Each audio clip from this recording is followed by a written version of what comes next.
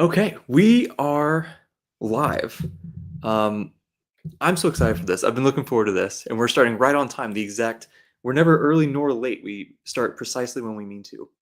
Jake, before you get started with this, I want everyone to know that I'm an idiot.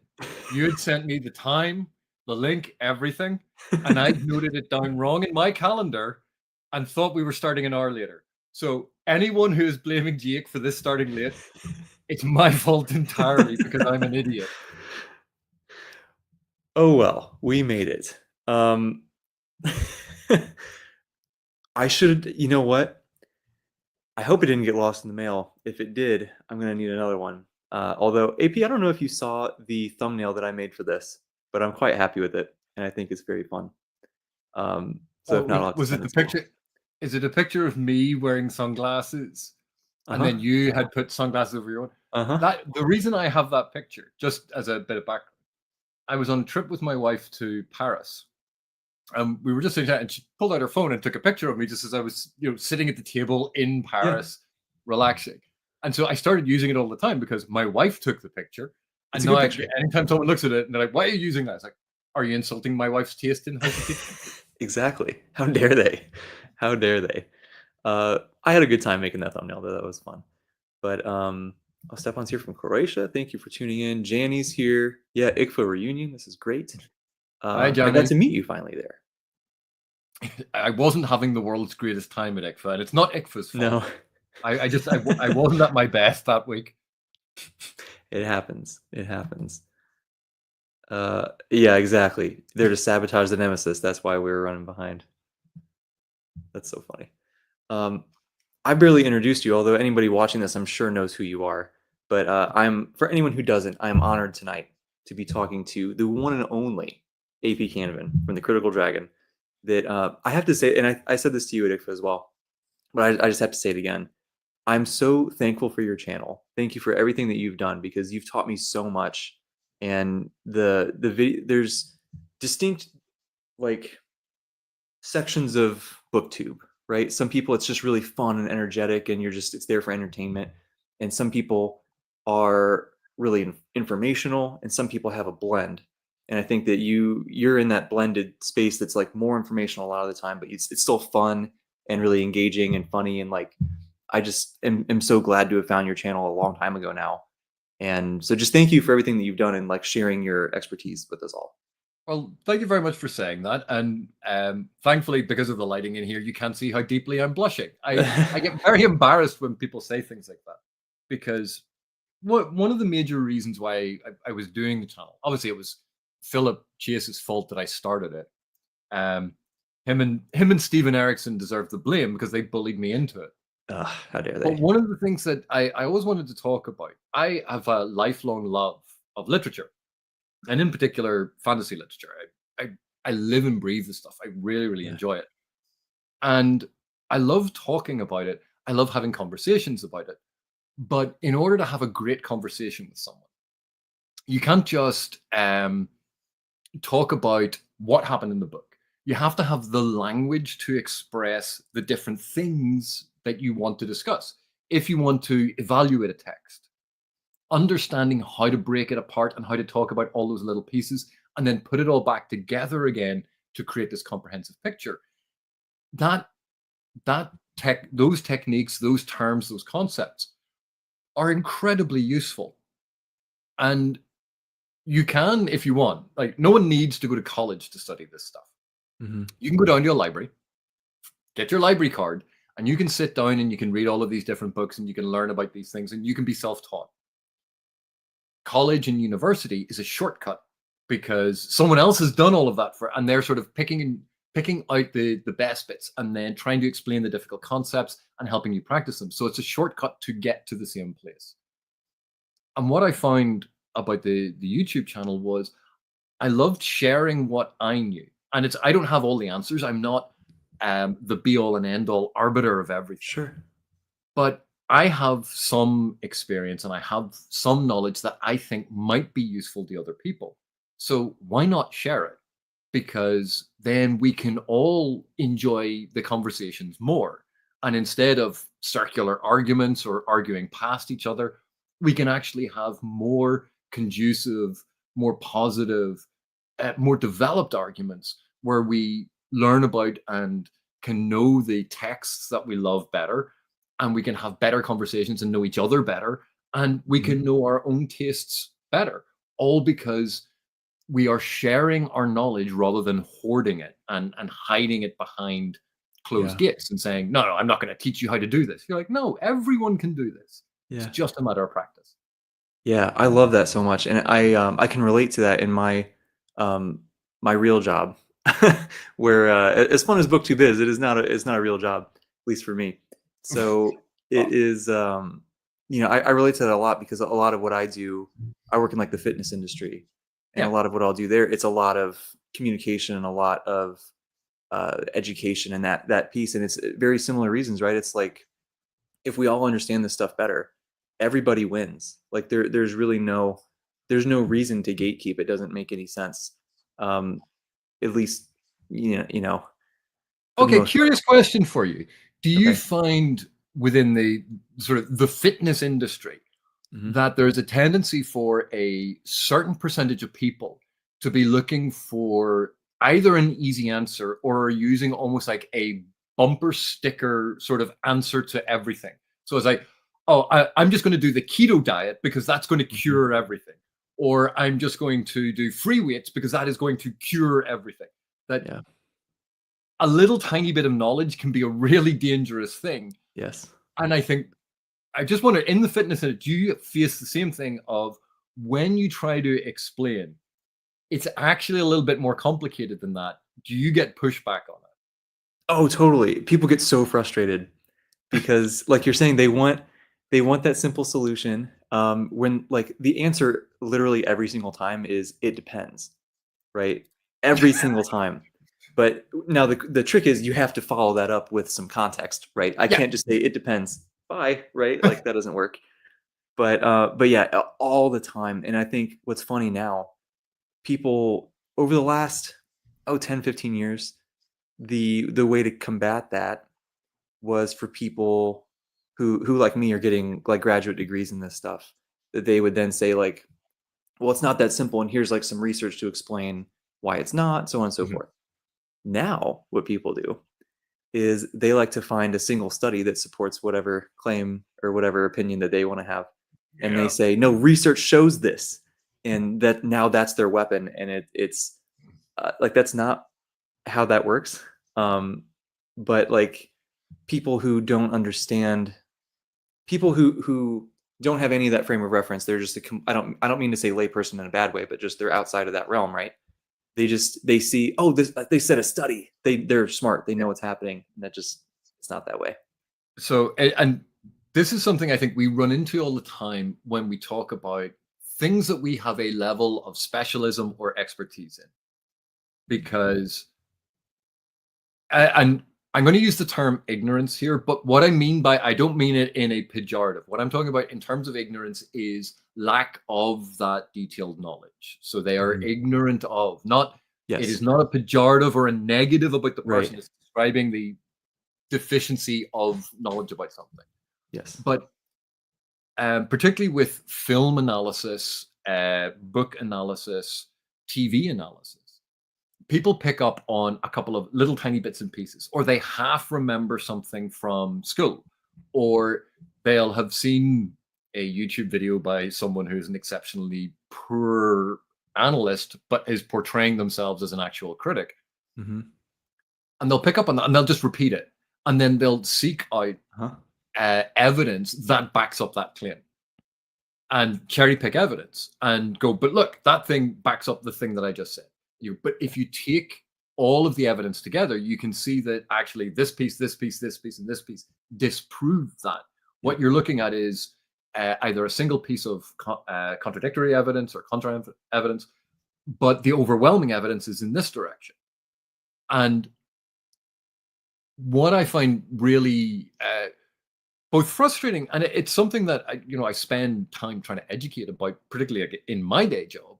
It's about education and helping people learn more because I've seen videos about various diets and various fitness things, and Hmm. So if you were telling me something and I went, no, no, no, no, no, hang on, Jake, you don't know what you're talking about. Have you seen I this saw video? this You're video. wrong. Because while you may not be the absolute authority, I have to be relatively deferential towards your level of experience. Now, if you said something I think is wrong, I go, I'm not 100% sure that's right. Can we find evidence that will support your position so we can talk about this further? Because that doesn't sound quite right to me. Totally. It's not that I automatically defer to you because you have the specialism and expertise, Right. but I acknowledge that in that realm, you're going to have more knowledge, more background, more extensive research, and you're actually Mhm. going to understand it a lot better. It's not just about the headlines of it. It's Yeah. not just about the little summary in it in the research, Yeah. in the research paper. It's actually about the details and the nuance of it, and how it's been applied, and the methodologies, and what that means in terms of larger ramifications. But if I took what little I had and that gave me that false confidence of, but I already know about this, and I did, well, that's just your opinion, and my opinion is equally valid. Like, Mhm. no, that it's not that. Everyone is entitled to an informed opinion about something, Yes. Thank you. but and that's quite famously attributed to science fiction author had a bit of a reputation for occasionally being a little brusque. Mm. Sued Hollywood because of the Terminator. His name has just popped out of my head. This happens all the Okay. time. But he's one of the only authors who's ever sued Hollywood and won. Um, did anthology Dangerous Visions? Those anthologies. Anyway, Oh, that sounds familiar. he had argued it. You're not entitled to your opinion. You're entitled to your informed opinion. And there's a big difference. Everyone has an opinion on almost every subject. It's like, well, this is what I think.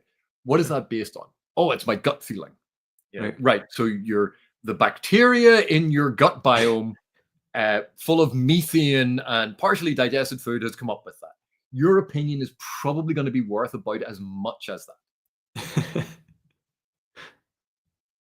But again, people seem to have this expectation. Either if you say, "Well, I have expertise and specialism in this," oh well, you were wrong about that. You go, I'm not infallible. I'm not a deity. Right. But on the balance of probabilities and on the range of questions within this area, I am more likely to be right or more right in those things than someone who knows nothing about it. That doesn't mean that someone who knows nothing about it can't accidentally or in Yep. that moment get it right. It's not saying that people can't be right who don't know. It happens all the time.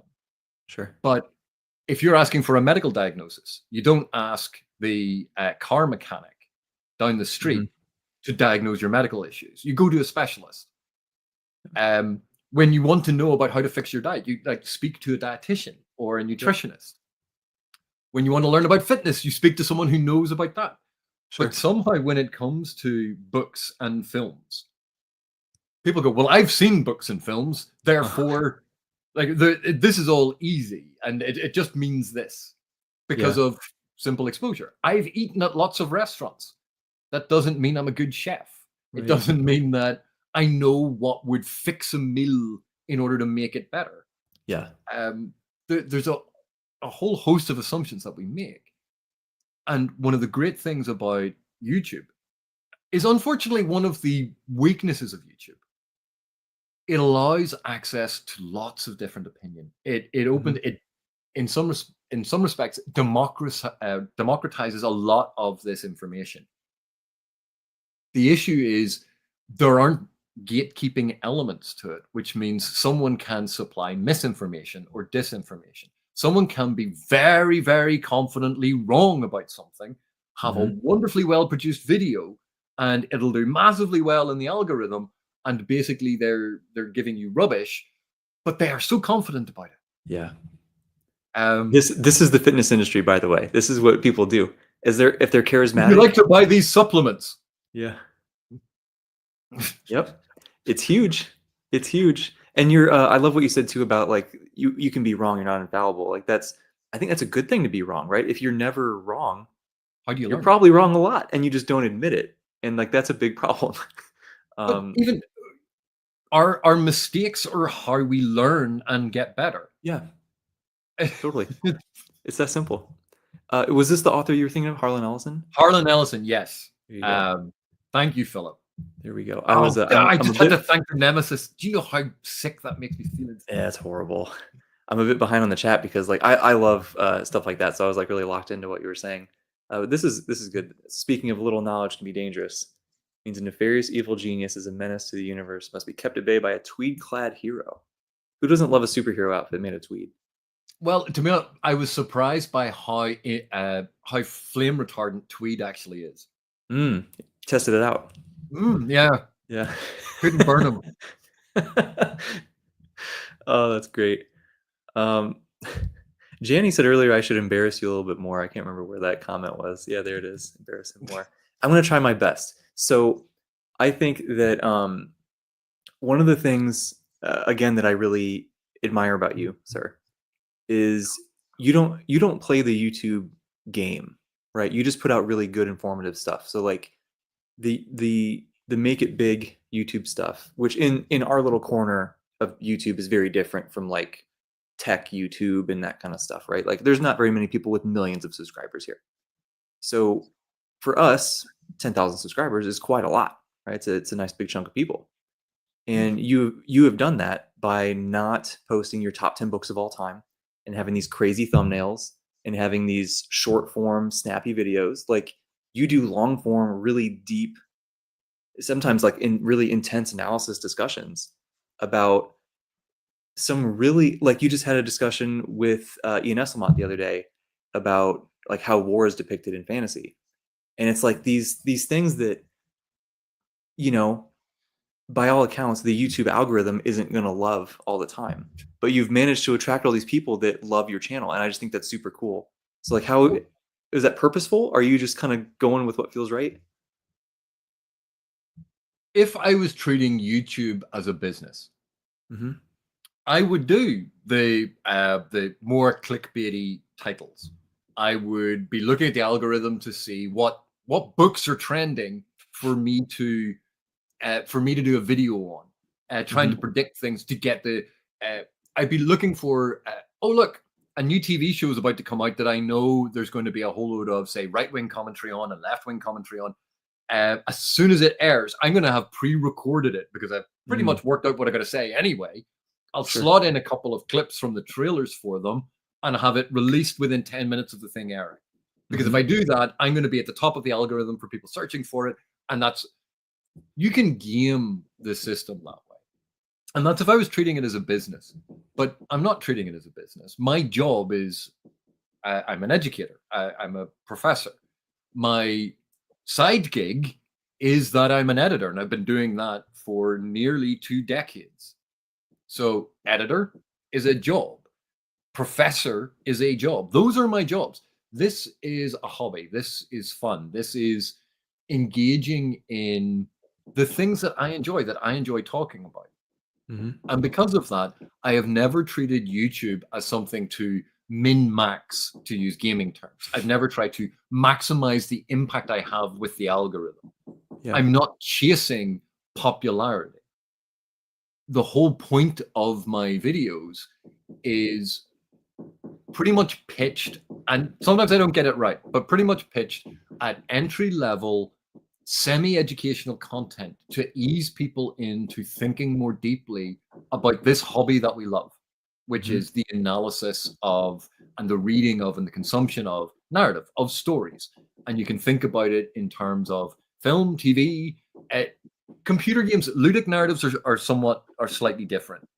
And even if we think of the genre of lit RPG and that sort of thing, there are slightly different rules that sort of work their way in there because it's not a pure narrative in a lot of how it's evolved that way, and it's not sort of pure ludic in how that sort of genre has evolved. It's an interesting area. Yeah. What is that word you're using? It's not pure what? Ludic. Ludic? What does that mean? Ludic. So you know that there's a game called Ludo.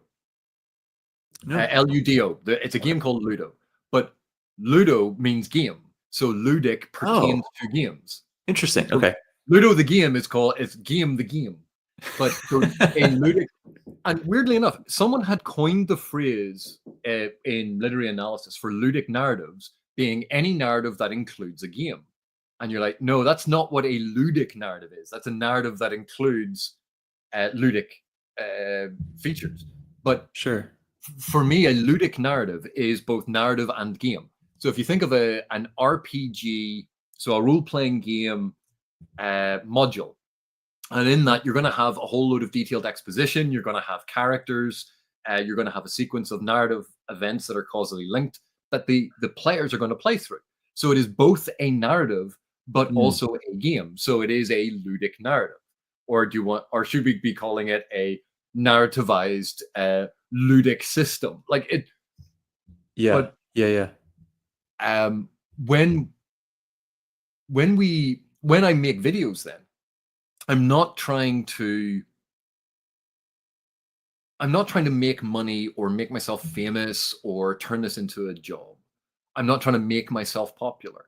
All I'm trying to do is share what I think might be of interest or of use to people who want to write, people who want to get better at understanding the fiction they read, people who want to get better at writing reviews and giving reviews, to give them more terminologies, more techniques, more insight, and to develop their skills.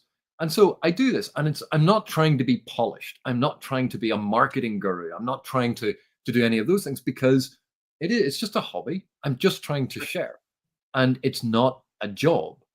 If it was a job, yeah, I'd spend a lot more time editing, and I'd sort of go, right, it now needs to be under 12 minutes long. I need to have lots of different camera angles. I need to have inserts. I need to have sound effects. I need to do this thing to help people with ADHD focus on the screen for more than 35 seconds. I need to distill everything into 5 points that they won't tell you.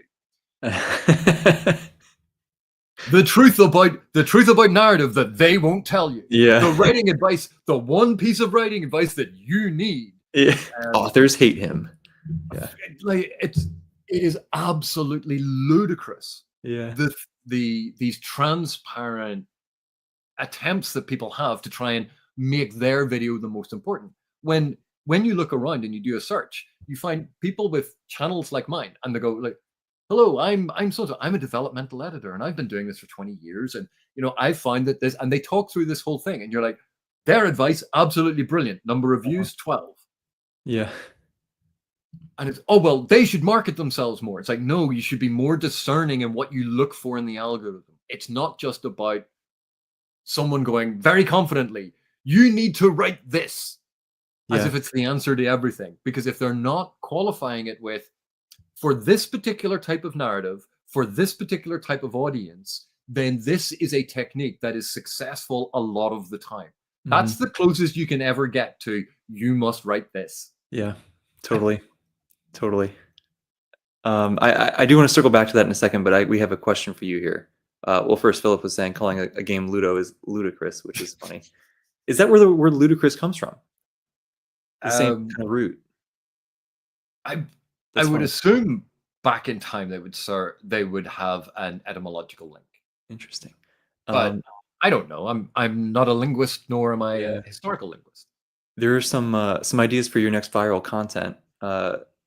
Sam's sort of saying you should talk about how much you love Terry Goodkind. We're waiting on the diss track music video on David Eddings. But before you move on, very briefly about Terry Goodkind. I did a video one time talking about the opening of Terry Goodkind's A Wizard's First Rule. Now I've read. It was up. I think I'd read the whole Wizard's First Rule, like the Sword of Truth series, up to about, I think, when it suddenly became the Modern Day or something. I quit at that one. Okay. So about 10 or 12 in, I can't remember at this point. And the thing is, I didn't particularly like them. I don't rate them particularly highly. I don't think that Terry Goodkind was a particularly good author. But a lot of people really like the books. You go, well, okay, I don't like him. I don't think he's a particularly good author. I think he makes a whole lot of mistakes. How can so many people like his writing? So I brought up the prologue, like I've done in the past with lots of other books. And I went through the prologue and I explained what he was doing in the prologue. and the different techniques. And in the middle of this first page, there is a massive info dump where suddenly it leaves the scene that we are in, where he's found the strange tendril plant on the thing that's venomous for some reason. Okay. And there's suddenly this exposition just dumped into the middle, this info dump. And in terms of writing, this is absolutely terrible writing. This is bad writing. You're stopping the scene in its development. You're ripping the reader's perspective out of that scene to suddenly fill them in backstory. You're not paying attention to the point of view that you've established. You're not paying attention to the narratorial perspective that you've established. Everything about this is bad because it is blunt, it is unsubtle, it is rudimentary. It's a bit like when you get that breeze block, the brick through your window with a note saying, leave. You're like, oh, Yeah. I wonder, are people unhappy with me living here? That's the type of writing this is. And so with all of that said, say, why do people like this? Because it is easy to read. You as reader are being told all the information that you need. It is what some people call hand-holding, where the author is going, yeah, this is what's happening. Right. Let me just give you the backstory. Instead of letting you discover it, instead of me implying it, instead of me filtering it in all of these different places, I'm just going to give you like this paragraph and a half. Blech. Here you go. Yeah. That is not a good writing technique. But the advantage of it for people is it makes it very easy to read. It makes it very easy to understand. It is hard to misconstrue. And so I had done this whole video, and apparently there's an author who has a YouTube channel, thought that this was, well, obviously he seems to like that book. And you're like, I worry about your level of discernment if you think me biting my tongue and trying very carefully not to insult the fans of Terry Goodkin's writing by going like, this is all absolutely terrible. But you have to try and show people, because it's not about my opinion of it. It's about showing everyone this is how it works. And this is why some people actually really like this. If you look at Dan Brown's writing is pretty terrible. Like to the extent that someone had put up online a sort of satire, a parody of Dan Brown's writing, and it's remarkably close to Dan Brown's writing. That you couldn't really exaggerate it anymore because it really isn't that good. But why do so many people like it? Because it's easy. You can put it on as an audiobook in the background and tune it, like have tuned out, then tune in 5 minutes later and go, well, I didn't really miss much. It's all fine. Yeah. Like you can keep on going. You can read it when you're on the beach sipping margaritas. Like it's not a book that you have to concentrate on. And you know what? Having books like that is good, because we don't always want books that are really difficult to read or really focus intensive. Sometimes we want easy books. Sometimes we want something that we don't need to work at, that we don't need to have developed skills to fully enjoy. We just want something to go, oh yeah, this is fine. We don't always want art house complicated cinema. Sometimes we want a giant superhero punching a giant villain in the face. Yep. That's what we want. It's fine to have all of them.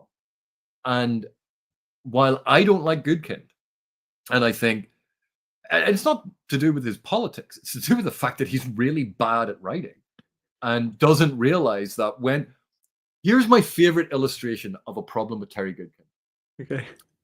In Robert Jordan's Wheel of Time, there is a scene where the White Cloaks basically face off against a bunch of pacifists. And it is very clear from the narrative's perspective. Here's a bunch of non-violent people who are going to link arms and go like, we shall not be moved. And, you might disagree with them, but, you're not going to beat them to death because they're unarmed. They're never going to fight back. And anyone who attacks them is clearly a villain. Yeah. And then you go to Terry Goodkind, and he has a scene where there's a bunch of pacifists who live basically in the fantasy equivalent of Tibet. And there's a war going on between Richard's army and the bad guy's army from the old empire. And some of his soldiers were injured and some of the bad guy soldiers were injured. And they're both in this village being healed because the villagers go, listen, we're neutral. We have nothing to do with this. We don't care. We're pacifists. We don't get involved. But if anyone's sick, like a doctor, we're going to treat the person. And Richard demands the right to go in there and torture the injured soldiers for information. Despite the fact that we all know that torture is ineffective, but he views this as a right. And these pacifists, men, women, and children, go, we're sorry, we can't let you torture the injured soldiers. And with righteous fury and this moral anger, Richard draws his sword and kills them. And he's meant to be the hero. Hmm. And that's when you realize that Terry Goodkind is a terrible author. This is so funny. And I These assume things, that he's not presenting this as a bad thing. I assume then, right? no, it's Richard the hero Okay. with righteous anger, Yeah. with this pure fury because he needs to torture these people. And because Goodkind goes, yeah, well, what's the problem with this? You know, Mm. they're unarmed men, women, and children. Yeah. Yeah. It's tough. Um, It's tough. but he is so convinced in his when he was right that, you know, of course you would do the thing you sometimes you have to do bad things, but in the book it's not even presented as a bad thing. It's like, well, he's going to have to do this because he needs to torture those people for information, Yeah. Gotcha. and doesn't weigh up the fact that, oh my god, you just have your hero, your central protagonist, your main character, this person who is meant to be good and pure of spirit, murdering children.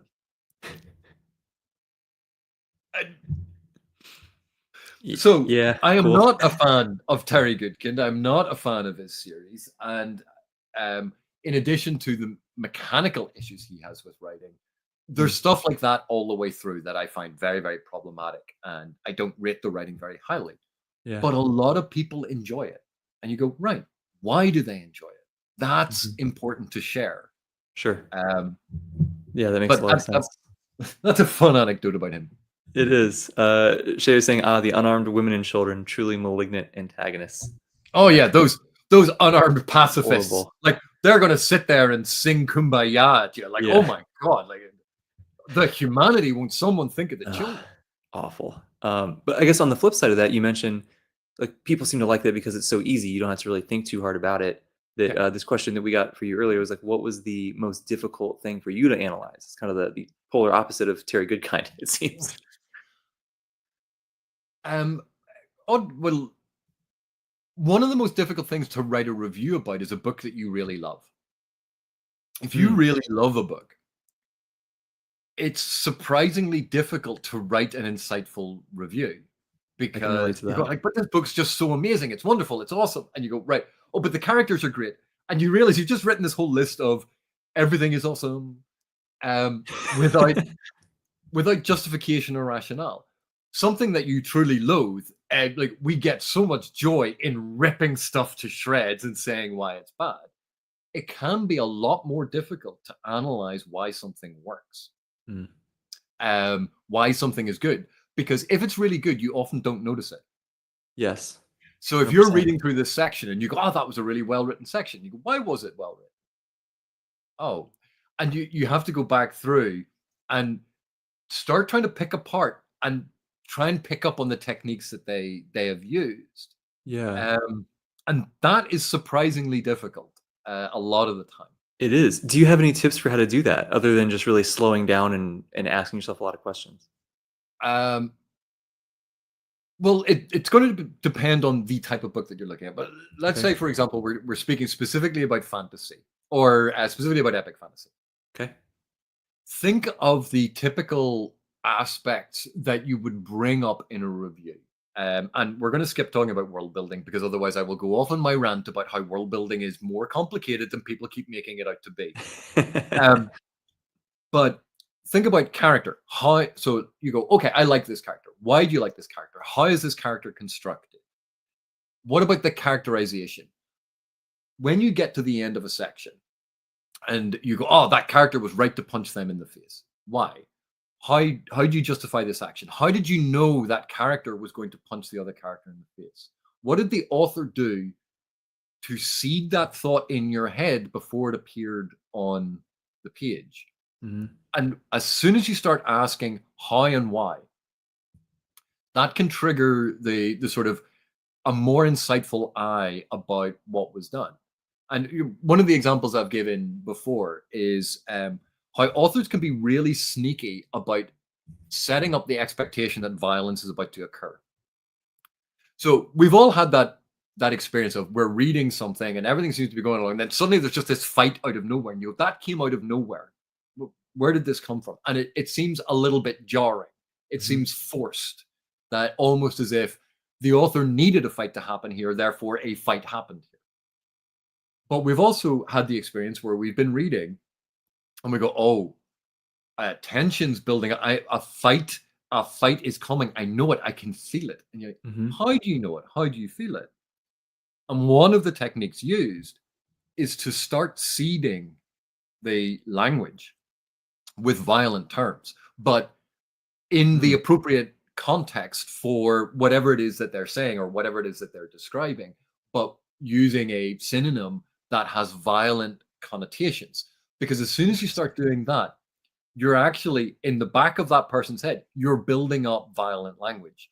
You're building up this sense of violence. And if you increase the frequency of those violent terms occurring, it's going to, without that reader realizing it, make them think that something is building up. It's actually a really clever way to Yeah. seed tension into a text. And so then when the violence explodes and it's overt now on the page, we're like, I knew that was coming. Yeah. And That's so it's cool. and that's why, like, anytime I hear, and we do hear this on YouTube, I think less so now, but people say, I don't care about prose. You're like, Mm. well, then you don't care about reading. Yeah.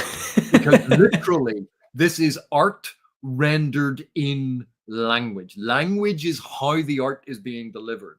That's like saying, I love paintings, but I don't care about the color of paint. Yeah. But Yeah. It's kind of a um, big part of it. I love paintings, but I hate physical canvases. Yeah. Um, because the use of prose, how someone communicates the idea, it is so, the number of tools available is almost infinite. And how an author goes about it. Johnny Wirtz is a fantastic, brilliant author. Stephen Erickson, I think, is a brilliant author. They have Mhm. radically different styles. Yeah. They may use similar techniques at certain points in time, but you would never confuse Erickson's writing for Wirtz's writing or No. Wirtz's writing for Erickson's writing. They have a very different approach, but they're drawing from the same toolkit. And not everyone enjoys every style. But when I see people putting up their nose and going, "Oh, Wirtz's prose is purple prose and it's overwrought and it's too rich." Yeah. I'm like, "Too rich for your blood. You Yeah. go and play in the shallow end of the swimming pool with the other kids then. Let the grown-ups enjoy what the grown-ups want to enjoy." Right. This is a brilliant and very controlled use. Does it always land in every single instance? Oh, I don't know. Like it's a whatever it is, like a 2.5 million word series. There's going to be the odd one here and there that maybe doesn't land quite right. I'm willing to forgive that in like 2.5 million words. Right. Unlike some of these authors who have like their book and they go, "Oh, this is how you do it." I'm not going to say who said this. Okay. Self-published author who set himself up as a guru, a writing guru on YouTube. Okay. And I looked at the opening of one of his books and said, um, she lifted the barrel of her gun. Now, what he meant was she raised the Mhm. barrel of her gun. Because if you lift the barrel of the gun, you're holding the barrel. Sure. But he's holding himself up as this writing guru, and he didn't know in the opening sentence of his novel that he had confused raised and lifted. Uh-huh. But yeah, of course, like abide by his advice on how to be controlled in your writing. He's the same guy, Exactly. I think, who said that you have to say what, or you have to make it very clear what genre you're writing about at the very beginning so people don't get surprised. Quentin Tarantino Hmm. would like a word with you about that. Interesting. Yeah. Also, the recent film Sinners, stunning movie. When do people realize the genre it is? Yeah.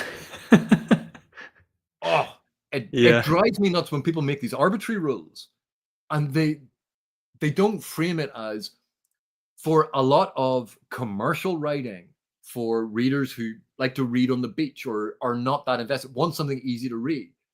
It's a strength to make sure that they are aware of what they're going into, so the correct expectations are set. Sure. You go, no one has a problem with that advice.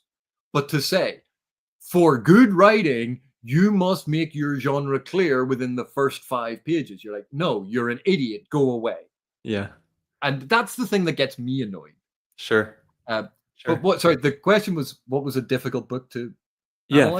for you to analyze, yeah. Yeah. So a book, if a book that you really enjoy can be more difficult. Yeah. So reading from the back to, once you've read it through once, reading from the back to the front, so you're reading it in reverse chronological order. That can help you do it because you're no longer following on and getting caught up in the thing that you enjoyed. You're actually doing Mm, it piecemeal all the way back, interesting. against the flow of the novel, so you're more likely to notice techniques, you're more likely to notice language. Sure. Or if you're really finding it difficult, look at the first paragraph and last paragraph of every chapter. Because if you look at the first paragraph of every chapter, and the first paragraph of every chapter is a physical description of scene, and the last paragraph of every chapter is something about, like, the uh, say the character looking off to the next thing, you go, like, here's a discernible pattern that they just keep doing. And you go, why do they do that? Well, you set up the scene so people know where the action is going to be taking place. And then if the character is looking toward or seeing something off in the distance, it's driving the reader forward into Mhm. the next section. It's similar to a cliffhanger. But Sure. you can look at that and you can start picking up on, say, patterns with beginnings and endings of chapters. There are a whole host of ways that you can do it to try and stop yourself falling into, oh, I've just read 15 pages when I was meant to be thinking about something, Mm, because yeah. you get caught up in the narrative. So you do anything that you can to disrupt that. Apply very artificial approaches to reading. I was talking about that the other day on the channel, about a structural approach, looking at rough word counts and numbers to break things apart so that you don't get caught up in Mhm. it. But some of the most difficult books to analyze are ones about unfamiliar content in an unfamiliar style. And Mm, then you're being challenged not only in style, but in trying to understand the content. sure. And that is extraordinarily difficult, because the only way around it is to get used to either the content or get used to the style, and Yeah. start breaking down the barriers to understanding. And the only way you do that, reading more widely, Yeah. um, reading nonfiction, fiction, all sorts of genres, different time periods. Because the broader your palette, the broader the range of tools, the broader the number of techniques that you have come across. Mhm. And therefore, it makes it easy when you're then looking at something that someone is going, oh, I've never seen a book like this. And you go, okay, so we're looking in the horror genre. Oh, they're doing that thing that used to be quite common in 19th century France, but it's new to the horror genre. Uh-huh. Or here, they're doing this thing in the fantasy genre. Well, yeah, but this is a really common short story technique. Mhm. Oh, okay, but people don't read. Okay, right. Yeah. And that's the thing. It's greater awareness, greater knowledge of, greater familiarity with, because that is you building your strength, your repertoire, your toolkit as a reader, so that you become more adaptable and insightful no matter what is set in front of you. Yes. But literary theory is difficult to analyze. Yeah, I can imagine. I'm glad you brought this up because this was one of the things I wanted to make sure that I asked you because I know you're so well read and you, like you said, live and breathe this, right? And I have been on such a wonderful reading journey this year where I've been reading Janny stuff, I've been reading Gene Wolfe, I've been reading Donaldson, and I'm like, these are all quickly becoming all-time favorites for me. And I'm like, Well, you these, just listed three brilliant yeah, fantasy authors. Like, I mean, yes, that's when you start listing sort of the greats of the genre that are doing something interesting with their writing, that are challenging things with their writing. You've just listed three of them. yeah, Totally. But like I'm having the best time, and this is amazing. And um, like with your experience in the genre, one of the things I wanted to ask you is like, what's some other great stuff to get into, right? That like, because you're talking about how you can see these trends of like, oh, this person's doing this thing that reminds me of this stuff that we saw over here, or like, uh, I'm really interested in expanding my repertoire in that sense, and like just being more well read with the way I think of it is like the shoulders of the giants that people stand on now. I want to know that stuff. Well, this is going to sound, particularly coming from me who loves talking about fantasy, and this is going to sound counterintuitive. Okay. Read outside of fantasy. Read 19th century Victorian literature. Read Gothic literature. Read the Restoration romances. Like, if you want to learn about how tension can be evoked in a novel without people threatening death and hitting each other over the head with swords, go and read Jane Austen. Go and read Okay. the Brontes. Look at how tension is evoked in those things. Look at the use of very subtle metaphors, the transmission of deeply coded language. Like that's all brilliant writing. Go and read Virginia Woolf. Like, read outside the genre, because when we limit ourselves, and it's the genre I love, it's the writers I love reading, and I love them, I respect them. But if someone like you have just asked me to develop tools, read more broadly. Not just 21st century fiction, not just 20th century fiction, but go to examples from earlier time periods. Read outside of the Anglosphere. Go and read French literature, even if it's translated into English. Read Eastern European literature, even if it's the translated form. Read from magic realism and see how different cultures and time periods approached concepts of the fantastic. Go and have a look at some of the modernist and postmodernist short story experiments, the experimental writing, because even though it might be unfulfilling as a short story, it will make you think about narrative in a different way. Essentially, while I love and I focus and I concentrate on fantasy, because it's the thing I enjoy the most, when I studied literature, when I did my degrees in literature, I had to read broadly. And even before I was doing those degrees, I was reading, like, as a kid, I would get, as a treat, my parents would take me to the bookstore. It's coming up to the summer holidays. AP, you're allowed to pick 3 books to take with you. So I got to get 3 new books. But we'd be on holidays. My dad would have a couple of novels. My mum would have a couple of novels. My sister might have a couple. I read Sweet Valley High. I'm not proud of it, but I'd run out of books.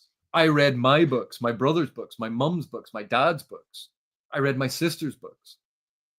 I read everything because you never know what you're going to enjoy. You never know where you're going to find a technique or an experience or an approach that you hadn't seen before. So even before I started studying literature, I was interested in all sorts of studies. And I was very lucky when I went to high school. I went to Rathmore Grammar School in Belfast, that the English department there, for when we were 12, 13, and 14, we had to study a Shakespearean play. We had to then put on a short excerpt from it. We had to perform it. And so we had to study and learn about Shakespeare when we were 12 years old. Yeah. And that opened up the entire realm of, it doesn't just have to be in modern day prose. So I started reading things like Milton's Paradise Lost, Dante's Inferno, like the Divine Comedy, but again, in translation, because I was interested to see where all of these different things came from, things that were referenced. I was reading a book by Margaret Weiss, of Margaret Weiss and Tracy Hickman fame and Dragonlance. Yeah, sure. But she had written a Star Wars knockoff. A Star Wars inspired series. And one of the quotations in it was actually a quotation from W.B. Yeats, a poet from Ireland, and a poet I was aware of. So I actually went and read a whole load of Yeats because I had spotted this in this commercial science fiction book, and went, no, I'm going to go and read that. I'm going to go and read poetry. So I read Yeats. And when Yeats made a reference to something, I would go and look up that. And then Mm. when I went to university and we had to study the metaphysical poets, the romantics, I didn't go, oh, what am I going to do about poetry? It was interesting to see how these different techniques evolved, what they were in response to. And we realized everything is in dialogue. Mm. Everything is development or a rejection of one development and forcing it in another way. And so Yeah. even when it is doing the opposite of something, we see it in the negative space. Mm. So the best advice I could ever give anyone is not, if you want to know and understand fantasy, sure, I can draw up a list of a bunch of fantasy novels that you should probably read. But if you really want to know and understand fantasy, you should really read the Odyssey and the Iliad. You should really read Sophocles and some of the and Euripides, some of those plays, like Greek mythology, Norse mythology, Roman mythology. Read a bunch of that. Go and read the Epic of Gilgamesh. Then read Paradise Lost. Read the Divine Comedy. Like read those things. Go and read Mhm. Shakespeare. Have a look at Eliot's The Wasteland. Read widely. Read Okay. examples from the Gothic. Like where people go, oh, the supernatural, blah, blah, blah, blah. You go and read Gothic novels. Like they were the ones that brought horror, the Gothic, this supernatural and erotic presence into literature in a lot of respects. Yeah. Um, Yeah. when people quite often make the claim, Mary Shelley's Frankenstein is the first science fiction novel. And you go, what do you mean by that? Because I happen to have known the person who made that argument and published that argument, and that was Brian Aldiss. Brian Aldiss constructed that argument for Shelley's Frankenstein. And he has very good reasons for why he constructed Shelley's Frankenstein as science fiction. But I have equally good reasons for why it's a Gothic supernatural horror, Mhm. and not the first science fiction. Because Yeah. trying to find the text for any genre is a fool's errand. And so people go, oh, it's the Lord of the Rings. And you go, but there's nothing in the Lord of the Rings that wasn't in 19th century romances, or that Dunsany hadn't Mm. done in The King of Elfland's Daughter, or Yeah. that we couldn't find in the Eddas, or that we couldn't find. No. Oh, but it's a secondary world. You go, no, it's not. It's the history of Earth. It's the mythic history of Earth. It's very explicit that Middle Earth is this planet. But he. And yet it's very easy to say Tolkien's Lord of the Rings is the text. It's not. There are loads of fantasy texts before that. Mm. Oh, when it set up the quest, and you go, Arthur and the quest for the Holy Grail would like to disagree. Um, and so read mythology.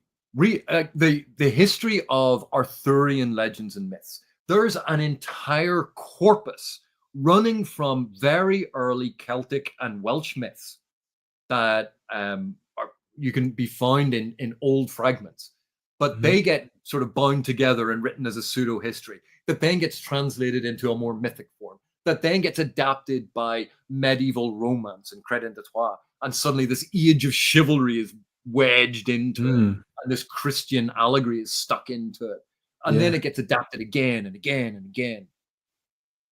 Those you can read the corpus of Arthurian myth and legend, not just Arthurian romance, but everything that connects together for Arthurian myth and legend. And you will see such a variety of styles and approaches that it is an education in and of itself. And is it fantasy? You go, well, when does mythology become fantasy? When does folklore when do folklore and fairy tale become fantasy? What Mhm. then do we mean by fantasy? Do we mean fantasy as something that is deliberately fiction? Because sometimes folklore isn't deliberately fiction, but is a wisdom that has been narrativized. So is that Mhm. the same? Is it do we mean that folklore and fantasy are the same? And you go, well, they actually feel a bit different.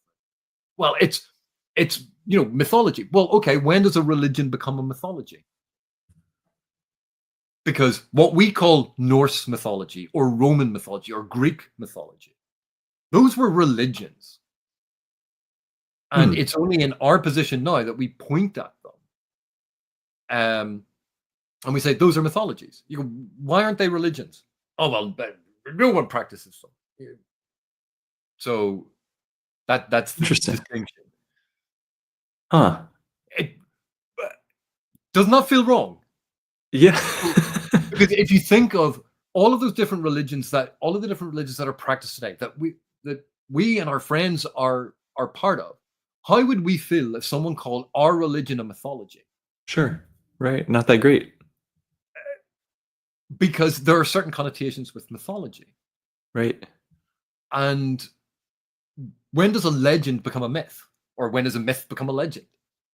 And like, okay, admittedly, a lot of these would be semantic arguments for very nuanced and very specific discussions. For the general conversations that we have, it doesn't make a huge amount of difference. Hmm. But as soon as we start thinking about that, as soon as we start looking at how these influences over time have filtered down, been adapted, been changed, been borrowed from, been stolen. Like Shakespeare stole from everywhere. Wasn't the most original of writers, but it wasn't about that. It was about this new way to evoke it. It was about him putting things together in a way that hadn't been seen or was very, very pleasing to the public. Hmm. Now, he was the equivalent of blockbuster movies. He was the equivalent of a summer blockbuster. He was bums in seats popular. It wasn't the elite. But now when we think of Shakespeare, because it's written it's written in modern English, but it's written in an older form of modern English, and it's difficult for us to read because we're not used to it. It's not how we speak Hmm. now. He's taught rather than experienced naturally. So Hmm. we get this sense that Shakespeare is in some way elitist. And you're like, no, Shakespeare was bums in seats. It was what's going on in the theater. Oh, it's a new Shakespeare. Everyone get down there for opening night. It's going to be awesome. That he appealed to common interest. And Hmm. then when we look at that language, when we look at those stories, and we go, oh, that language is so difficult. You go, that language was normal, but done well. Sure. No one sitting in that audience was like, I don't know what he's talking about. And so we have this idea that Shakespeare was elitist, but also the people in the past were stupid and we're smarter. And it's this Yeah. wonderful hypocrisy Right. in our minds. So looking at literature of the past, reading widely, even if you and a shorter way of it, like you can go down to the library and just start randomly going through or looking at the grids. But a great way to do this is start picking up collections of short stories. So the anthology of short stories of the American literary tradition. Okay, it's going to be a big, thick book that is assigned on colleges throughout the U.S. Mm. But it's going to have examples of short stories from like the 1700s all the way through to the modern day, different periods and different aspects of American literature, and read through those because that's going to give you a sense of all of these different approaches and styles. And suddenly, in that one book, you're finding, although they are all short stories, completely different approaches that are challenging your perception of what makes up a narrative, how a narrative should be told, and we become more accepting. And Mm. that's the big thing because you can get a collection of the American literary tradition, the British literary tradition, a collection of Irish literary. Go and get 4 or 5 of those books. And okay, you don't have to sit down and read them back to back to back, but go and read a fun novel that you really want, and then read 2 or 3 of the short stories. Then read your next novel. And Mhm. each time sort of reward yourself with just a couple of short stories. And within a year, you will have covered multiple time periods. You will have covered writers from completely different backgrounds and time periods and styles. And the great thing about this is if you pick those sorts of anthologies, you can look them up online and you'll find boring professors like me who have little tiny channels who will be going, right, and this is how we analyze this. Because if you look at this, and they're not doing it for clout, they're not doing it for fame. They're doing it because like they recorded it and they want to show their students, or they said, "Listen, I've explained this 20 times to you guys. If you here, look, I've recorded it. I put it up on my YouTube channel. Go and watch it whenever you want." Yeah. Uh, but there are certain short stories that crop up all the time, and you'll find like a whole lot of different people talking about it, and it shows you all of these different approaches, and suddenly it becomes a lot easier to learn than A, doing everything on your own, or B, the expense of having to go to college. Yeah. Wow, that's such a different answer than I was expecting, but it's such a better answer, I think. Um, that's cool. Sorry. No, it's cool, and it makes sense, and I do, I am excited to explore that kind of stuff. I have a whole list on my computer somewhere that has like Philip gave me a bunch of recommendations for some of the like Viking source stuff. Oh, what a And, like, surprise! Did he put Beowulf at number one? Oh, the they're not shocker! ranked. They weren't ranked. I don't think. Might have been. We got those. I got a list of we got a whole list. So some stuff is uh, certainly on the radar that I want to get to, and for this very reason, right? Just to understand things better and have more context, and like I think that it's cool for the channel because I can talk about things in a different way or whatever, right? But like more than that, it's just fun, and like that's one of the things. I told Philip this too. The video series that you guys did on how to analyze stories. And one of the things, I think it was in the first video, the like intro, and it was like, why are we doing this? And you made the argument that when you can understand things on a deeper level and talk about them with more specific language and just in that analytical way, not everybody has this experience, but like most people will find they actually enjoy the thing more. And like I absolutely have that experience. And so that series was awesome, by the way. Everyone should go watch that. But it's definitely a quest that I'm on, and the progress that I've made so far, I think, has already paid off. And like I already get, dude, I get so much more out of books now than I did a couple of years ago. It's night and day difference. Well, Jake, I'll let you into a little secret. It's a quest I am on Mm. because you never stop. We never stop learning. I do not know. It's not like I've gotten to a stage now where I go, "Oh, right, now I know everything. Awesome. I no longer have to learn." Yeah. Because there's always more to learn. There's always greater understanding of different techniques, and even techniques that I'm already aware of, and I sort of know how they work, and I'm fine with that. But actually seeing different ways that they're deployed, and you go, I never considered it that way. Mm. Knowledge learning is a lifelong thing. It's not an end goal. It's not an end state. Yeah. It's something we just continue to do. And the more we read within the genre, without the genre, um, we build on that. We build on that reservoir of experience. But the one thing I would caution is it's not about consuming the material on a list. And what I mean by this is I've seen people go, I've read 500 books this year. Sorry, excuse me. I've read 500 books this year. You go, okay, there's 365. You were averaging over a book a day. It's a lot. How much time did you spend thinking about those books? How much time were you just speed reading through it to go, done, I know what happened. Hmm. Done, I know what happened. That's not conducive to actually gaining a greater understanding of material because you're skimming over it so quickly. You're actually not giving yourself time to think about it. Now, Hmm. that is not to say there's a great story about Oscar Wilde. Oscar Wilde apparently had an eidetic memory. He had a photographic memory, and he would speed read. So he would hold his finger and he would just drop the finger down the page and then go to the next one and do that. And that was him basically scanning and committing the page to memory. And Wilde was also incredibly intelligent. And so while he was doing that, he was also assimilating all of the information. Wilde Wow. was basically a bit of a freak when it came to this. Like You sure? he was brilliant. I'm not Oscar Wilde. I don't have that ability. I think very few people in the world have ever had that ability. Hmm. And even when we speed read, and I used to do it a lot more. I don't do it as much now. I don't have to.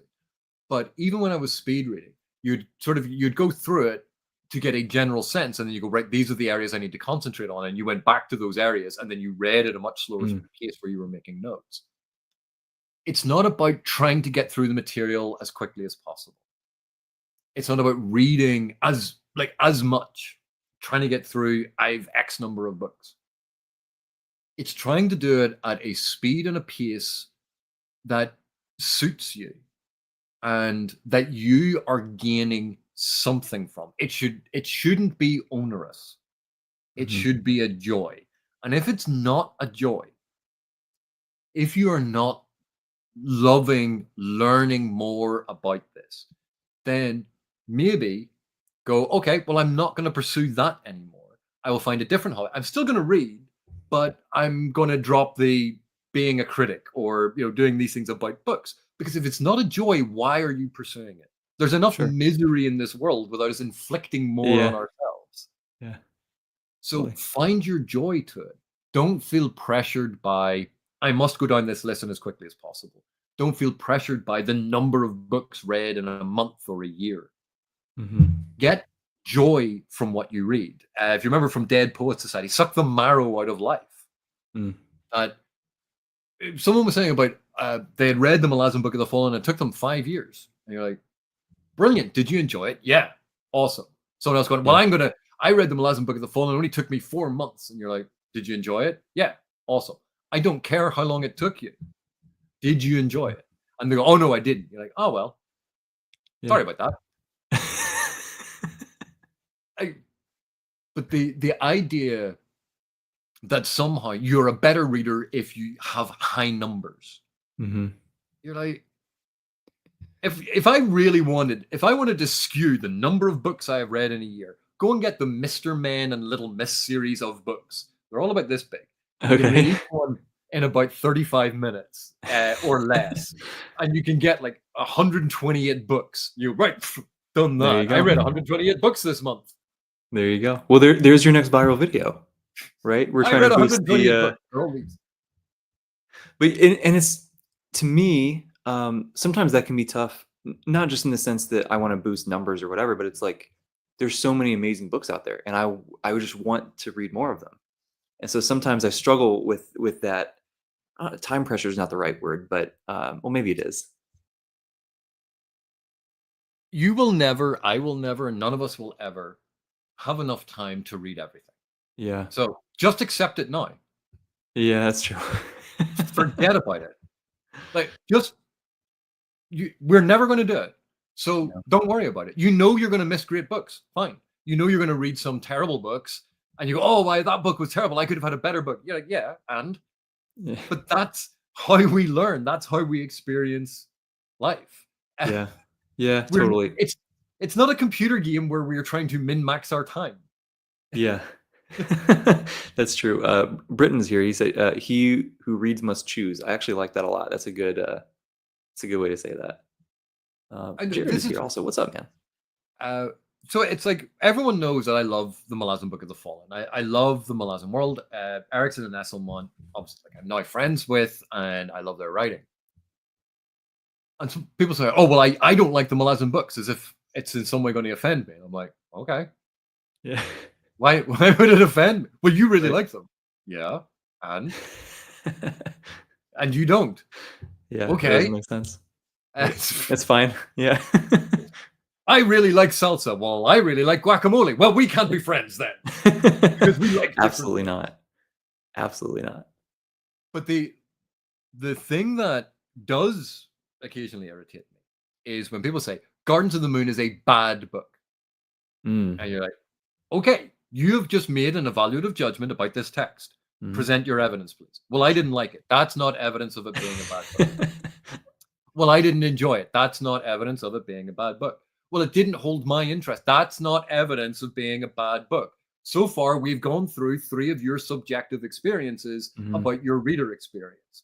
Those are all very valid ways for you to react, but none of them are an evaluation of the text. Well, Sure. he can't do character. That's clearly not true. There are lots of characters in it. Do you mean characterization? Oh, well, they're all the same. No, they're not. For a start, Krupp speaks in an entirely different way than everyone else. Or do you think Mhm. everyone speaks in third person? Do you have difficulty with that? Oh no, that's not what I meant. Well, what did you mean then? Oh, well, they're all basically the same character. Yes, because it's so frequent that we confuse Anomander Rake with Crone. Right. Well, They're but exactly the same. and the thing, well, I just was exaggerating. No, you're just being an idiot because you wanted someone to say that because you thought the book was bad and that's your opinion, that is perfectly valid. You go, that's an evaluation of a text. Please Mhm. supply your evidence. Because I don't get to say a text is good without supplying evidence for my argument. Sure. I can say, I really enjoyed this. This is one of my favorite books. Right. That's all personal reading experience. That's all what it means to me.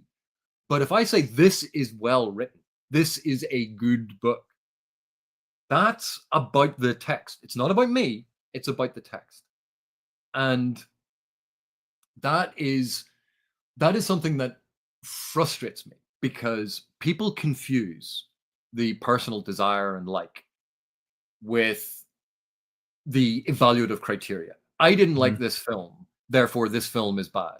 You Right. said that you like that film. Well, you're lying or you're a shill. Oh Uh-huh. dear God, that this new thing when anyone disagrees with whether or not I like something, like watching, like say Star Trek: Strange New Worlds. I go, I really enjoy this. You're a shill. I quite liked Thunderbolts. You're a shill. I enjoyed the Wheel of Time TV show. You're a Disney shill. Blah, blah, blah, blah, like, whatever. You're like, go away. If I'm talking about what I like, it's the same as you talking about what you like. If you said, Yeah. I like this, oh, you're a shill for them. No, it's. And when people say, oh, the Wheel of Time, it's bad writing. What, the whole of it? Yes. Well, here's an example of good writing with it. No, that is good writing. You might feel on the whole there is more bad writing than good, but to say that the whole thing is bad writing is disingenuous and inaccurate. It's a terrible TV show. Jordan would be rolling in his grave. Why? Because they changed things. Yes, it's an adaptation. Congratulations. Mhm. Welcome to the practicalities of making things. No, but I didn't say that it had to be exactly the same, but they changed the wrong things. Right. You mean they Right. changed things that you didn't want changed? Yes. Oh, so they should have just consulted you personally. Yes, Yeah. because that's the only way that. But they changed the lore. Yeah, and well, they obviously don't understand it. Why, when someone makes a change that you don't like, you say it's because they don't understand what the thing is. Mhm. Right. It is so frustrating, and it's not saying that the Wheel of Time was the world's greatest TV show. It wasn't. Season one had significant issues. Season two got better, but still had issues. Season three improved yet again. It was getting better each and every season. You go, Mhm. that's a pretty good trajectory for a series. Because if it Sure. carried on like that, as actors got more into their roles, as writers got better at writing for those roles, that's what you want. You want it to get stronger and stronger and stronger. And people are like, oh, I'm glad it got cancelled because I didn't enjoy it. Well, okay, if you didn't enjoy it, why are you glad that people who did enjoy it Yeah. no longer have it? That's just Right. mean. It is. Yeah, let other people enjoy things, right? Um, that's I've tried to be really cautious with that sort of thing also, like, um, I attempted to read The Devils from Abercrombie, Mhm. and, like, I got about halfway through and then kinda left it, and I was trying to be very cautious with saying, like, "I think this is really well done. It's just not quite for it's just too much humor for me personally." And so it's like it's personal preference thing, and it's like it's not bad.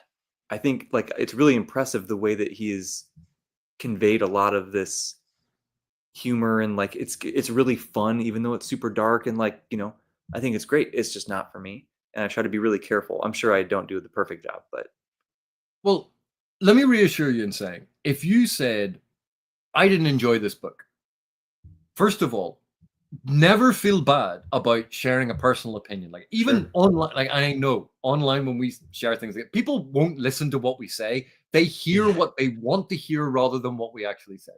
sure, But not liking something in matters of taste and preference, the customer is all right. If it's not your mm, cup of uh, warmed over infused beverage, uh, a Tissian, if you will, rather than cup of tea, because tea. yeah, Um, right, but if it's not your cup of tea, then it's not your cup of tea. And if you can say, okay, I was reading this, you know what? I didn't finish it. I put it down because I wasn't enjoying it. It was really well written. It did this. Abercrombie's absolutely excellent with the psychological aspects. There was this humor in it. It just didn't land for me personally. hmm And I think if you liked this book that Abercrombie wrote or this book that someone else wrote, if you like this style, you're really going to love this. But it's just not for me. You have done the world an enormous service because, like all of us, you've given your opinion. You've been vulnerable about how you felt about it, but then you've explained how and why, and then you've shown people just because you don't like something doesn't mean that it's bad. And Mhm. also, you didn't like it, but people who like this thing and this thing, they might love it. So you're actually adding something valuable instead of saying, "Oh, Sure. it's terrible, it's bad," like you're some Right. sort of 5-year-old objecting to broccoli. Um, that is what we need to foster more of instead of this ridiculous, asinine, dyadic dichotomy of good, bad, as if this binary is all that exists. It is Mhm. so reductive and is just not helpful. And another thing to remember about this, I think the more we normalize saying to people, I didn't enjoy this. It's an excellent book, but it's not for me. The more we normalize that, the better online discourse will be. Mm. So just Yeah. to reassure you, not every Yeah. Abercrombie, like I've loved a number of Abercrombie books. There's others that have not hit so well for Mhm. me personally. I don't think they're badly written. I don't think they're bad books. They just weren't for me at that time. And here's Mhm. the other thing to remember. In 10 years, you might pick up that book and think it's the best thing since sliced bread Yeah. because it will hit you at a different time. It'll have a Yeah. different resonance. Totally. And so I think normalizing being able to discuss things that you don't like positively and normalizing not finishing something if you're genuinely not enjoying it. Because, well, and this is the corollary to life's too short. It's when I had said that you're never going to be able to read anything. If you're really not enjoying something, then set it down. If Mhm. this is a hobby, don't force yourself. Go Yeah. and find something that you do enjoy because life is too short to turn what is meant to be a relaxing hobby into something that is just brutalizing your brain. Mhm. Why do that? Oh, well, everyone else is reading it and they like it. Okay. Yeah. But you do realize not everyone else is reading it. It's a certain group. And if you read something else, you can have a conversation with a different group of people. Mhm. The fear of missing out, the instantaneous reaction, the everything is consumed, consumed. Reading is an antidote to that. It's taking a step back. Um, the whole reading the next thing, the next thing, the next thing, jumping on the bandwagon, and then because everyone else is reading it, well, I want to read it too. You go, they've recorded videos. Mhm. Those videos are going to be around for years. Like, read Mhm. it when you get to it, and then you can go Yeah. through the videos then. Sure. Like, Yeah. what's the? Oh well, but then I won't be discussing it with them in real time. And you're like, and And, like, you still let me can, know. right? Like, it's, Yeah, like, I'm sure myself, at least, I'm sure I speak for a lot of people, like, they will go do a video with you later and talk about it again because it's fun to talk about the stuff we like, right? yeah. And Jamie said that I think this seems like, this goes beyond books, right? This is the entire problem with the whole world. It's difficult, and it's a human nature thing, I think. But I it's certain it's an issue within a lot of fandoms that we spend so much time with particular works. We love these particular works so much. We've invested so much in it that if someone is criticizing that work, it's almost like they are criticizing us because we made the decision to spend a lot of time with it. mm, And if mhm, they are mhm. criticizing the work, that means they're criticizing our choice to love the work. You're like, no, that's never what it is. And also, Yeah, you love the thing. I love the thing. It doesn't matter if someone else doesn't. Nothing is universally loved. sure. Nothing. Yeah, No art is universally loved. And just because someone dislikes the thing that we love, like to put it in perspective, I'm an academic who focused on fantasy literature, one of the most derided forms of literature in the Western canon. Other academics sneer because, oh, didn't you want to study real literature? uh-huh.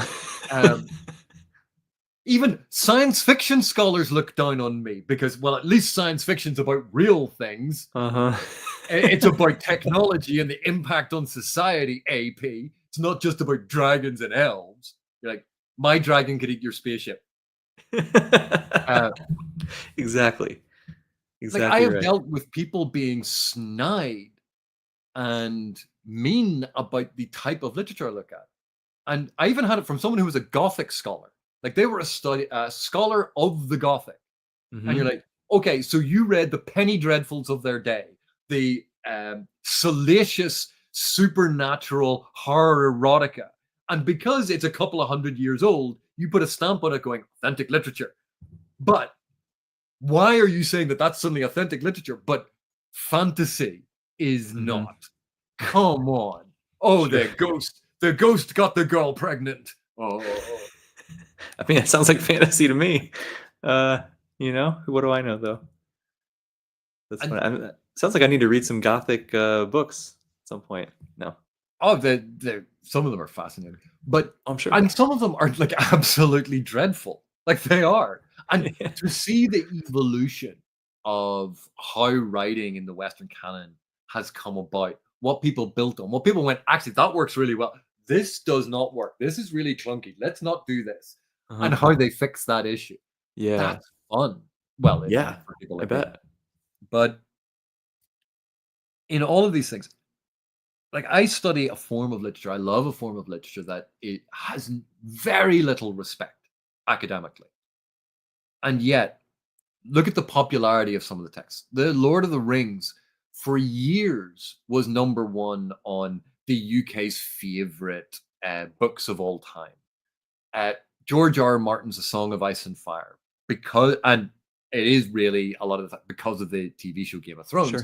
but that became a cultural phenomenon. In terms of children's fantasy, the impact that J.K. Rowling's works have had. That, but even earlier than that, the Chronicles of Narnia, they were a Mhm. staple for kids. Five Children in It, the Nesbit books, or Susanna Cooper's like the Dark is Rising. That there's a whole lot of children's fantasy that ranges from dark to Christian allegory to morally ambiguous to atheist. If you look at Philip Pullman, Mhm. that fantasy permeates all of this. And then there's this assumption that fantasy is just childish, and that is frustrating for me because it means that works by Erickson or Wirtz or Williams, or well, I think Gene Wolfe is something of of an exception because he gets treated a bit more serious. But even Gene Sure. Wolfe is not treated seriously. Stephen Donaldson, a lot of the attention directed at Donaldson was because people were sort of going, "Oh, this is the new form of Tolkien," and they weren't looking at Donaldson for his own writing. It was almost Sure. trying to trace its links and lineage to Tolkien, and you're like, Yeah. that a lot of these great writers, writers who have done something interesting, said something powerfully, and said it in a way that is accessible to so many and also in a way that is not offensive to those who have different beliefs because they've removed it from the real world context. They've put Mhm. it in this secondary fantasy space. They've disguised some of the overt aspects of it so that we can actually engage with some really difficult things. The recent Superman film is a fascinating example of this. In it, you have two made up countries, Baravia and was it Jarandapur? And Okay. Baravia is invading and essentially like killing off a whole lot of the people in the other country, right? That's you see it in the trailer. I'm not giving away Sure. spoilers, No, that's fine. Yeah. but people are going, "Well, this is clearly an attack on Israel," and you're like, "How do you get that?" Oh, well, Baravia is clearly Israel. Why? Why do you say that? Oh, well, because they're invading the brown country and genociding. And you're like, "Did you just say that Israel is doing that?" Like, no, the film is. But you identified this fictional country as Israel because it did that. Uh-huh. That and people don't realize that they do this, but we map onto because why say Israel Palestine? Why not Russia Ukraine? Why Mhm. not going back in time and go, oh well, this is the British Empire taking over India? Yeah. Why map on those exact modern things? Because it's how we understand things that filter we filter the information and create this meaning and think it's obvious, and it's not obvious. But that's the benefit of a lot of fantasy writing and science fiction writing and horror writing. It takes it one step removed so we can actually think about it. Because if we thought Yes. about a country invading another country and perpetrating something as evil as genocide, we would go, no, that's wrong. But as soon as we factor in very particular religions, modern context, geopolitics, that clarity gets muddied. And then it's, oh, well, and so being able to move between those two to better understand our position, to better understand the position of the world. And again, it's not about saying one is right or wrong, or this is how you must interpret this data. I'm not suggesting that in any way. But I think fantasy and science fiction and horror, these speculative genres, allow us to take these very, very complex things that are wrapped up in history and context that must be considered, that is important. But it can get to the heart of things to let us see the heart of the conflict or the heart of the problem and examine it outside of the messiness of real life to give us a bit of clarity. So then when we come back to real life and we look at these things anew, we go, okay, it is more complicated than the narrative. Narrative is necessarily much more streamlined than real life. Narrative is simpler.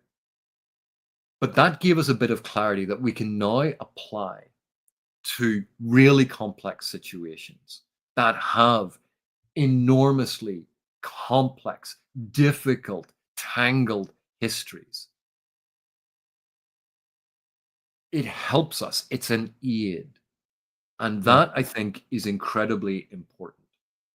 Yeah. Because it stops the initial knee-jerk reaction. It helps us think about it from a different perspective and bring that to bear when we move back to really consider things in the modern day. Yeah. And I think that is a strength of science fiction. It's a strength of fantasy. It's a strength of horror. And it's important. Yeah, it's very important. Wow, that's so well said. And I certainly can relate to that. Who was I telling this? I told somebody this a couple weeks ago that they're not a reader at all, but I was like, man, there's this book series called Malazan, and I'm like, I feel like this is the thing that's taught me how to be empathetic more than anything else in the world. And just thinking about my point of view and someone else's point of view can be drastically different.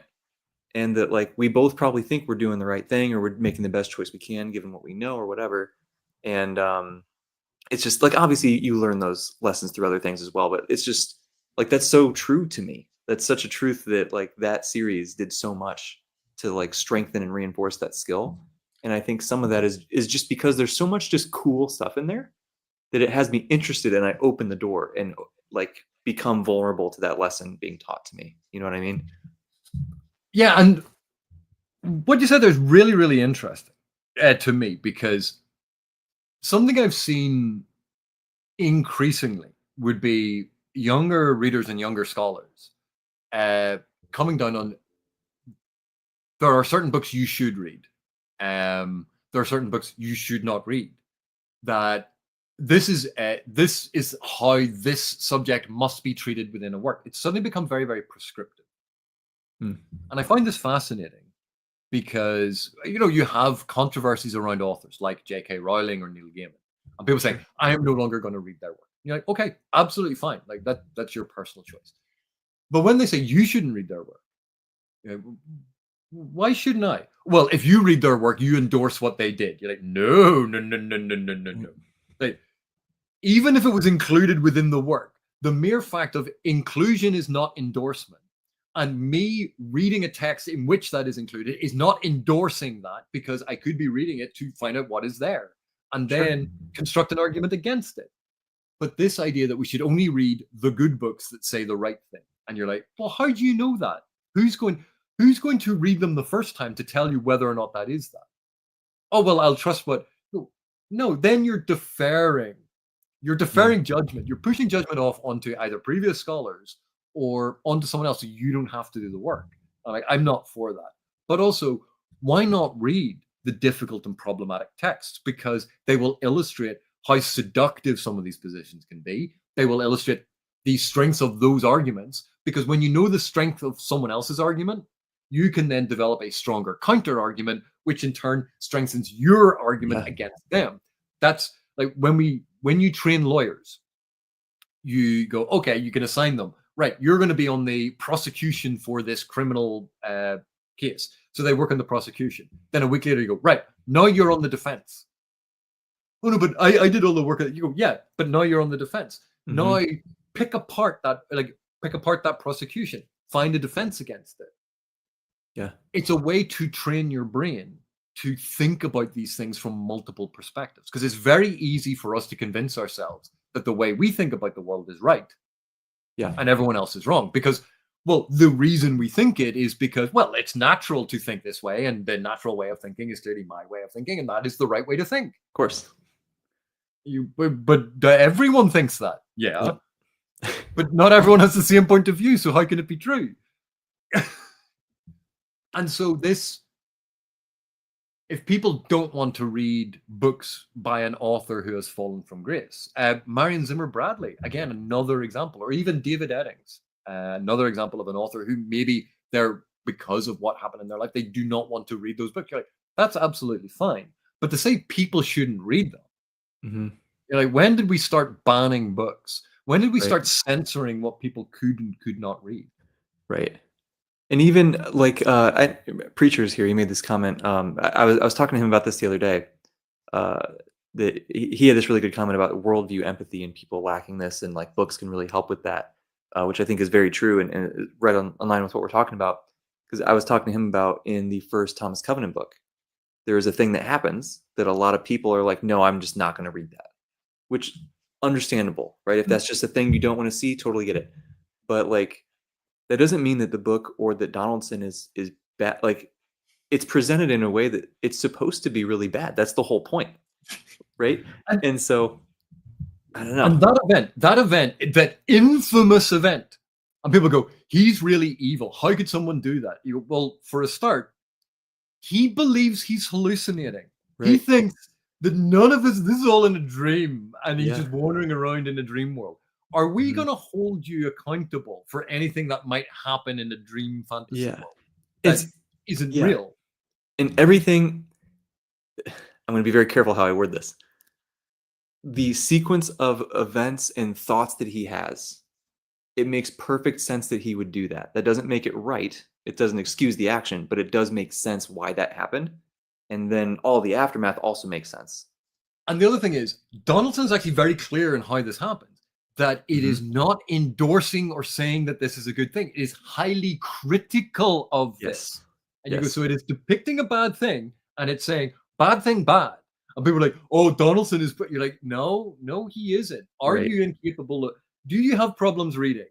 Yeah. And when you were listening to the audiobook at 2 times speed while in rush hour traffic and weaving through it and not paying attention, is that Mhm. how you consume this content? Yeah. Um, that's part of the issue I have. Inclusion is not endorsement.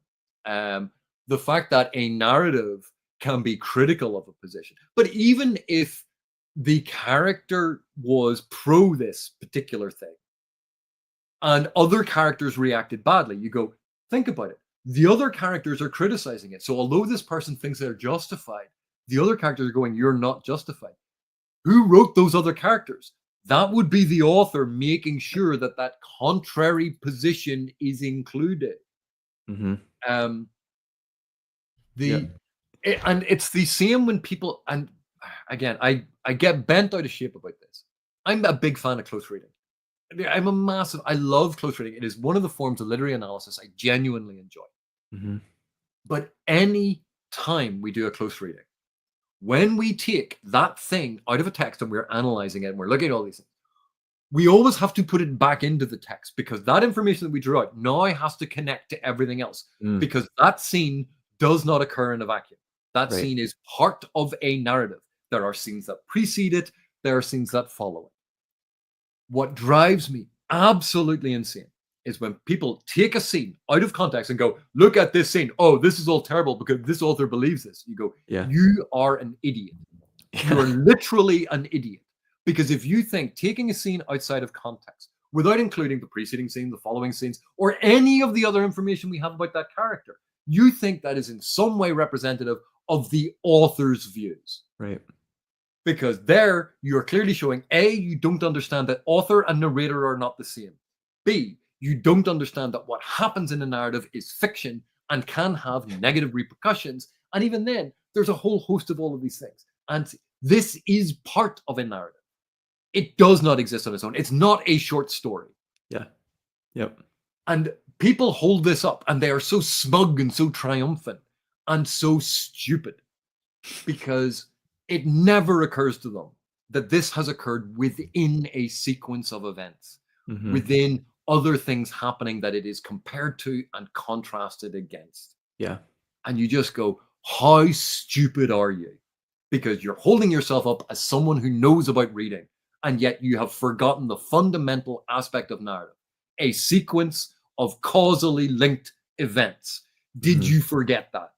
Yeah. But this seemed bad. I don't Yeah. like this scene. Oh, it's not about mollifying your sense of what is right. In fact, a lot of books challenge our sense of what is right because then, in answer to it, we construct stronger arguments. Totally. Oh, like Yeah. literary analysis 101. Like, Yeah. Yeah. We I love this. Classic fireball. That's great.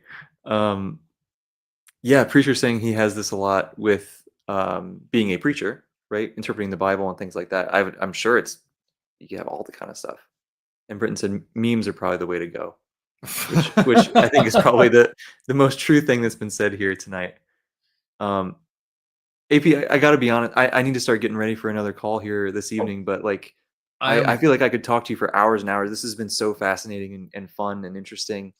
And I wish I could stay on this call for like forever longer because this has just been so great. well, I'm very sorry for taking up so much of your No, no, time. no. This is great. And for starting late. Again, my fault. I apologize sincerely. I am so sorry. No, this is my normal. So when I do these, right, I don't have a set time length. I try to just kind of go with the conversation, and when it feels like it's kind of hitting a lull, like, hey, nice and smooth exit, right? This could go forever, and there's no nice smooth portion to get out of here. But I just, so I apologize for kind of awkwardly. I know, but we didn't even talk about actual Malazan stuff yet, or even get in depth about specific books. Like, it's just been me rambling and ranting about stuff. Well, we're just gonna have to do it again. Okay. Well, thank Good, you so much, Jake. I really of appreciate course. the opportunity to talk to you and your audience. Thank you so much for being here. And Preacher, which if you're not familiar with Preacher, he's great. He said he it sounds like he'd love to get you on to a video at some point. You can there's a place, there's a soapbox segment of that show. So it sounds right up your alley. I carry my own soapbox everywhere and just yell Good. at people randomly. An angry man shaking fist and yelling at crowds. There That's you go. clouds. That's me. You need the high ground from which to throw fireballs, right? Well, take care, Jake. um, thank you so much for being here. Thank you everybody for watching. This has been super fun. If you're watching the replay, leave a comment. If you somehow are not already following a Critical Dragon, go subscribe immediately and go learn from this man. If you've learned even half as much as I have, you will be very well off. So please go do that. Otherwise, I guess have a great rest of your Friday, and we'll see you all next.